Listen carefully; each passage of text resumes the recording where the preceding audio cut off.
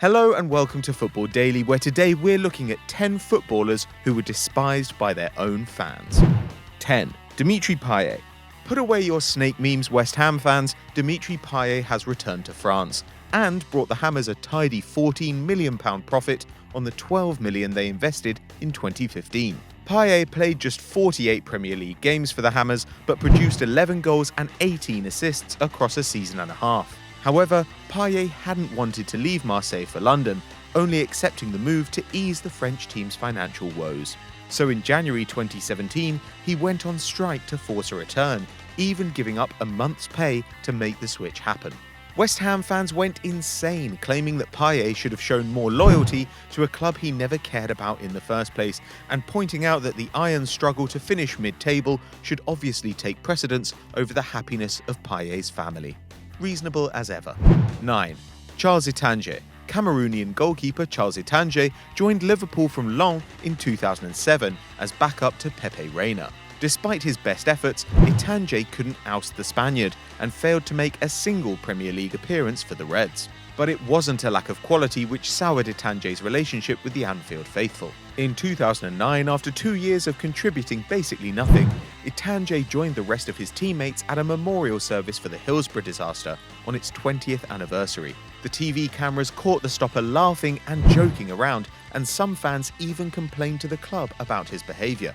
Rafa Benitez was understandably furious and suspended him for 2 weeks. He never made a first-team appearance for the club again, and later said that the stress from the incident gave him a rash on his hand. Cry me a f***ing river, Charles. 8. Mauro Icardi. It takes a special talent to make supporters hate you when you score more than a goal every 2 games, and Mauro Icardi is just such a talent. Named captain of Inter Milan at just 22 years old, Icardi should be an idol at the San Siro, but has ruined his relationship with the Ultras after he claimed that one fan stopped him giving his shirt to a child after an Inter match. Icardi went on to say that he would fly criminals over from his neighbourhood in Argentina who would kill the Ultras on the spot. The Curva Nord came back hard, branding Icardi's account a lie, calling the player a cowardly piece of shit and saying he wasn't fit to wear the armband. Despite all of this, Icardi is enjoying his best season so far, with an incredible 15 goals and 8 assists through the first 22 games of the campaign, making him more prolific than Ronaldo and Griezmann and more creative than Neymar and Ozil. If it lasts, even the Ultras might have to come round. 7. Luka Modric. A 2-time Champions League winner and one of the world's most watchable players, midfield genius Luka Modric excelled at Tottenham before Real Madrid stumped up £33 million for him in 2012. Modric made his debut against Barcelona in the Spanish Supercopa and won his first trophy after just 7 minutes in a Real shirt. But he found himself benched or out of position for much of his first season at the Bernabeu, with Mesut Ozil taking the attacking midfield spot and Alonso and Khedira trusted in the deep roles.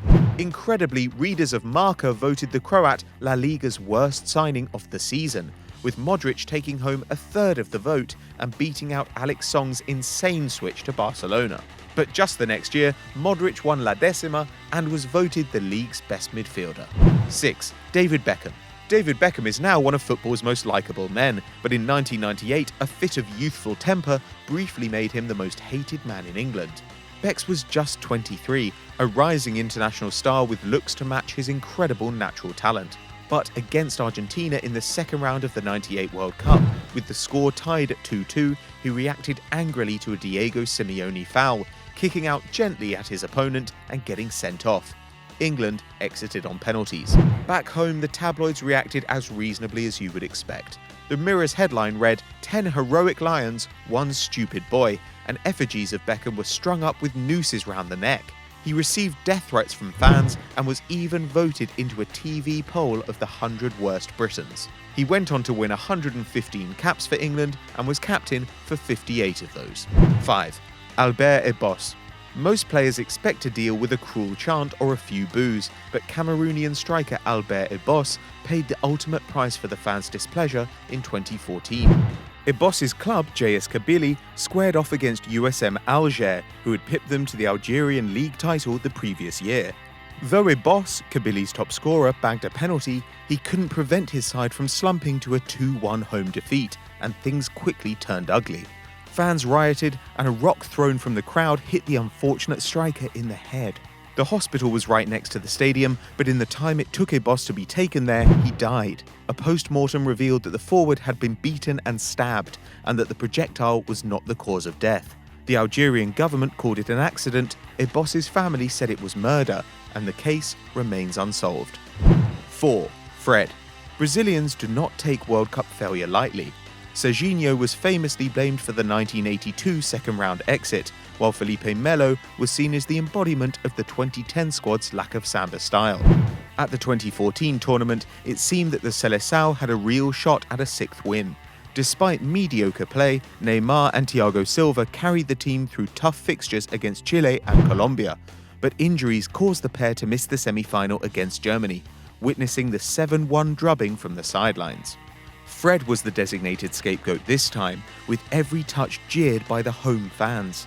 His heat map showed that he made most of his touches in the centre circle, kicking off after yet another goal conceded, and he was subbed off on 70 minutes. He managed just 5 shots on target during his 6 games at the tournament and never played for his country again. The sad thing is, David Luiz and Marcelo were much worse against Germany than Fred was. 3. Maximiliano Maciel. Argentinian 4th Division side Argentino de Merlo was in trouble back in 2015. Thanks to financial problems, the board couldn't pay their players, and the squad got more and more disgruntled over 2 months without wages. Eventually, club officials told the team that they would be paid after training, but when they arrived, the board went back on the deal. 20-year-old Maximiliano Maciel had had enough and confronted the sporting director only to get a slap in the face for his trouble. That wasn't punishment enough though. The sporting director phoned a group of club ultras, and 3 cars full of Argentinian maniacs arrived minutes later, proceeding to beat Maciel and his teammates with sticks. They also stole the players' wallets and phones, and Maciel ended up ditching football in disgust. 2. Roman Zozulya. We hear so many stories about racist arsehole fans. Let us cheer you up with a story of some supporters who are just the opposite. Madrid's Rayo Vallecano have a proud history of liberal politics, from putting a rainbow on their kits to buying a home for an elderly fan. So when Ukraine forward Roman Zozulya joined on loan from Real Betis in January 2017, the fans went berserk. Back in his homeland, Zozulya fronted a publicity campaign for a right-wing paramilitary group, which had been started by Dnipro Ultras, and Vallecano supporters turned up at his first training session, bearing a sign saying, "Madrid is not a place for Nazis." Zozulya strongly denied that he had any links to the far-right or neo-Nazis, but Rayo fans refused to be appeased, and the striker returned to Betis just hours after arriving in the capital. 1. Beitar Jerusalem. From the left wing to the right, Beitar Jerusalem has long been a hub of reactionaries, with the club's ultras routinely displaying a flag saying "Forever Pure," a reference to the team's long-standing refusal to sign Arab players. The owner, desperate to remove racism from the club, signed 2 Chechen Muslims in 2013, Zawa Sadayev and Jabrail Kadiev. The fans revolted, singing anti-Arab chants at both players, neither of whom is Arab, and walking out of the stadium after Sadayev scored, refusing to return for several games. But it wasn't just the 2 new signings who suffered. Club captain Ariel Harouche, who kept Beitar up with his performance on the last day of the season, was jeered for the crime of welcoming Sadayev and Kadiev, with supporters chanting, "You're dead, you're dead." All 3 players eventually left the side, along with the manager, the owner, and the chairman. How did Beitar celebrate this victory over diversity? By singing, "We're the most racist team in the country." Charming. So there we have it, but what do you guys at home think? Let us know in the comments below. And if you enjoyed this video, why don't you click here for loads more great content and down there to subscribe. And as always guys, we'll catch you later.